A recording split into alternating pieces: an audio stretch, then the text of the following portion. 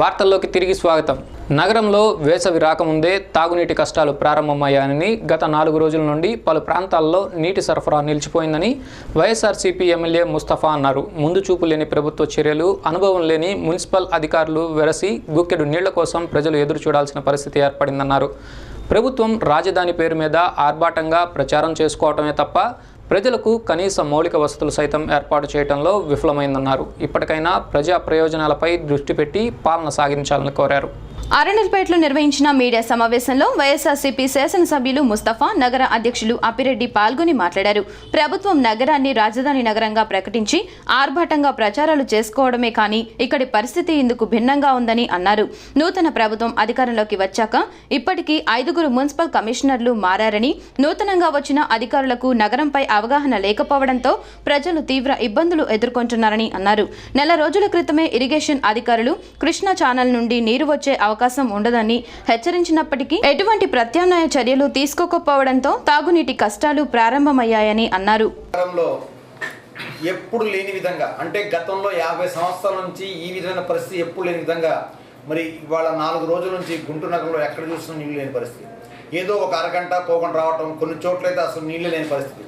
ఈ పరిస్థితి ఏర్పడడానికి కారణాలు ఏంటి, ఎందుకు అనేది ప్రభుత్వం కానీ ప్రభుత్వ అధికారులు కానీ పట్టించుకునే పరిస్థితి లేదు. ఎంతసేపటికి వాళ్ళ అందరూ కలిసి ఏదో ఒక గుడిపడం చేసుకొనో, లేకపోతే రాజకీయంగా వాళ్ళు ప్లాన్ చేసుకొని, లేకపోతేనేమో రాజధాని గురించి ఎంతసేపటికి ఈ ప్రపంచంలో ఎక్కడ లేని విధంగా రాజధాని ఉండాలనే ఒక్క కోరిక తప్ప రాజధాని పక్కన ఉన్న గుంటూరు ప్రజల పరిస్థితి ఏంటి, ఇటు విజయవాడ పరిస్థితి ఏంటి, ఎక్కడ నీళ్ళు లేవు, ఏం చేయాలనేది వాళ్ళ కొద్దిగా ఆలోచన అస్సలు లేనే లేదు. ఎందుకు విధంగా చేస్తారో పూర్వం అర్థం కాని పరిస్థితి. ఎందుకంటే ఒక పక్క రాజధాని చెప్పి జీవితం అంతా 5 సంవత్సరాలు ఆ రాజధాని మీదే, కానీ మరి పక్కన ఉన్న గుంటూరు పరిస్థితి ఏంటి, అక్కడ కృష్ణా వాటర్ లేవు, దానికి ఏం చేయాలనేది వాళ్ళకి ఆలోచనలు ఏ విధంగా పనిచేస్తారంటే నిజంగా వీళ్ళు ఏ విధంగా ఈ రాష్ట్రాన్ని పరిపాలిస్తారనేది నేను భావిస్తున్నాను. ఎందుకంటే ఇవాళ గుంటూరులో పోకపోతే రేపు పరిస్థితి విజయవాడ పరిస్థితి ఏంటి, దాని పక్కన పరిస్థితి ఏంటి, అసలు ఈ రాష్ట్రం ఏ విధంగా ఎటుపోతుంది అనేది అర్థం కాని పరిస్థితి.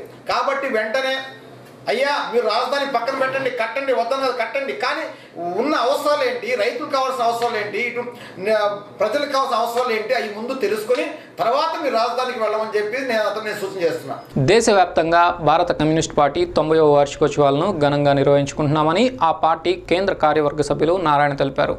పార్టీ ఆవిర్భావ కాలం నుండి ప్రజా ప్రయోజనాల కోసం పలు పోరాటాలు చేసిన ఘన చరిత్ర పార్టీకి ఉందన్నారు. నేడు దేశంలో నెలకొని ఉన్న పరిస్థితులు ఆందోళనకరంగా ఉన్నాయని అన్నారు. మోడీ ప్రభుత్వం ప్రజలలో మతతత్వాన్ని రెచ్చగొట్టే విధంగా వ్యవహరిస్తుందని, కళాకారులు, సాహితీవేత్తలు, చరిత్రకారులపై జరుగుతున్న దాడులే ఇందుకు ఉదాహరణని అన్నారు. ఈ విష సంస్కృతికి వ్యతిరేకంగా వామపక్ష పార్టీలు పోరాటం చేస్తున్నాయని అన్నారు. కొత్తపేటలోని సిపిఐ కార్యాలయంలో జరిగిన మీడియా సమావేశంలో ఆ పార్టీ జాతీయ నాయకులు నారాయణ, జిల్లా కార్యదర్శి అజయ్ కుమార్లు పాల్గొని మాట్లాడారు. భారత కమ్యూనిస్టు పార్టీ 90వ వార్షికోత్సవాలను పురస్కరించుకొని దేశంలో మతోన్మాదానికి వ్యతిరేకంగా పలు కార్యక్రమాలు చేపట్టామని అన్నారు. విభజన అనంతరం మొదటిసారిగా నగరంలో జాతీయ స్థాయి సమావేశాలు నిర్వహించనున్నామని అన్నారు. ఈ సమావేశాల్లో ప్రస్తుతం నెలకొని ఉన్న పలు సమస్యల గురించి చర్చిస్తామని అన్నారు. కేంద్ర, రాష్ట్ర ఇరు ప్రభుత్వాలు ప్రజా వ్యతిరేక విధానాలను అవలంబిస్తున్నాయని, వీటికి వ్యతిరేకంగా పోరాడనున్నామని అన్నారు. సిపిఐ 90వ వార్షికోత్సవాన్ని ఎలాగైనా నేర్చుకుంటా ఉన్నాం. కమ్యూనిస్ట్ పార్టీకి 90 ఏళ్ళు పూర్తయింది.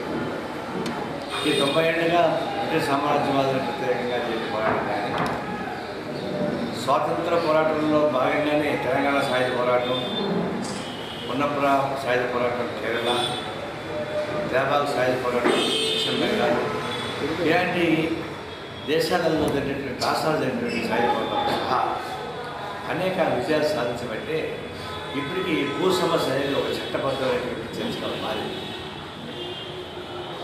భారతదేశం అనేక విచ్ఛిన్నకర ఉద్యమాలు వచ్చాయి. జమ్మూ కాశ్మీర్, పంజాబ్, ఈశాన్య రాష్ట్రాల్లో కూడా అలాంటి ఉద్యమాల వ్యతిరేకంగా కూడా కమ్యూనిస్ట్ పార్టీ నిలబడి తను నష్టపోయినా సరే దేశాన్ని కాపాడడానికి కావాల్సిన సాయం చేసింది.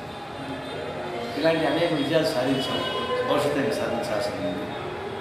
ఇప్పుడు ప్రధానంగా వచ్చిన ప్రమాదం ఈ మతోన్మాద విధానానికి వ్యతిరేకంగా ఏ వామపక్ష పార్టీలు పోరాటం సాగిస్తున్నారో ఆ మతోన్మాదాన్ని ఇప్పుడు అధికారం పోతూనే కూర్చుంది.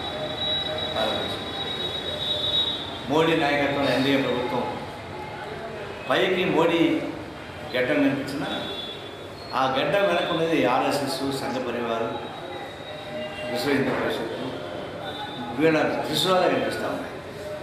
ప్రత్యక్షంగా మోడీ గడ్డం, పరోక్షంగా త్రిశూలాలు.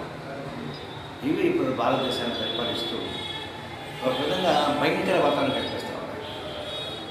ఈ దేశంలో హిందూయిజాన్ని వ్యతిరేకించే వాళ్ళందరూ పాశ్చాత్య పంపని చెప్పి, అవమానం తినేవాళ్ళందరూ దేశాన్ని పంపని చెప్పి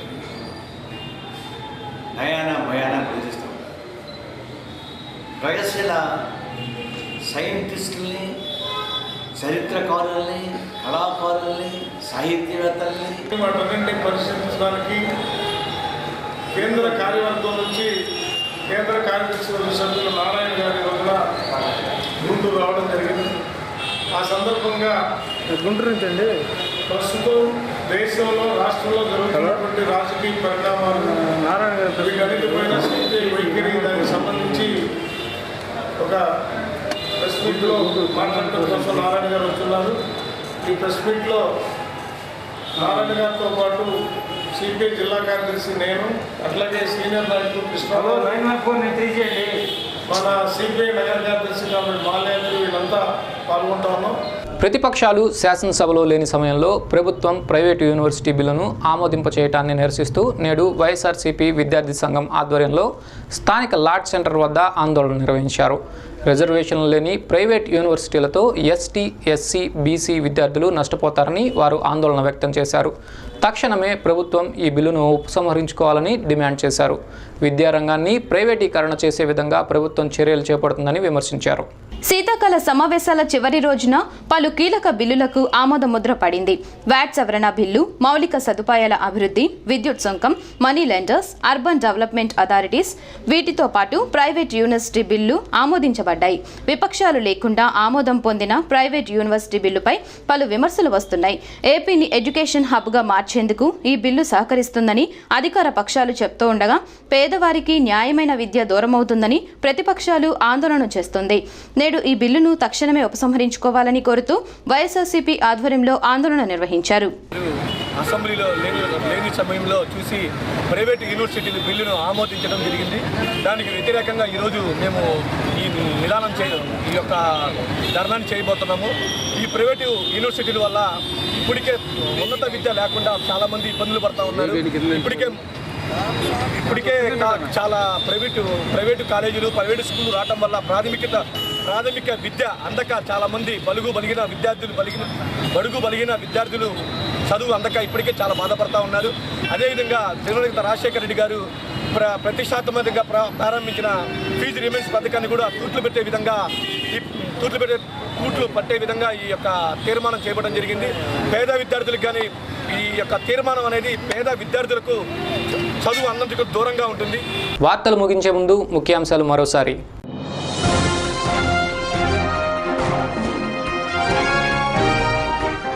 నిరుపేదలు సైతం క్రిస్మస్ జరుపుకోవాలనే చంద్రన్న క్రిస్మస్ కానుక. సెమీ క్రిస్మస్ వేడుకల్లో ముఖ్యమంత్రి చంద్రబాబు నాయుడు.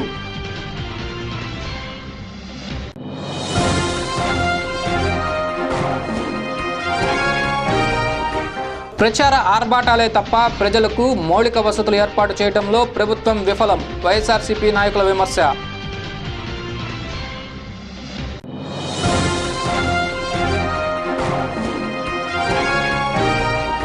తొంభైవ వార్షికోత్సవాల సందర్భంగా వివిధ ప్రజా సమస్యలపై పలు కార్యక్రమాలు చేపట్టాం. సిపిఐ జాతీయ నేత నారాయణ. ఇవి ఈరోజు వార్తలోని విశేషాలు. మరిన్ని వార్తలతో మళ్ళీ కలుసుకుందాం. నమస్తే.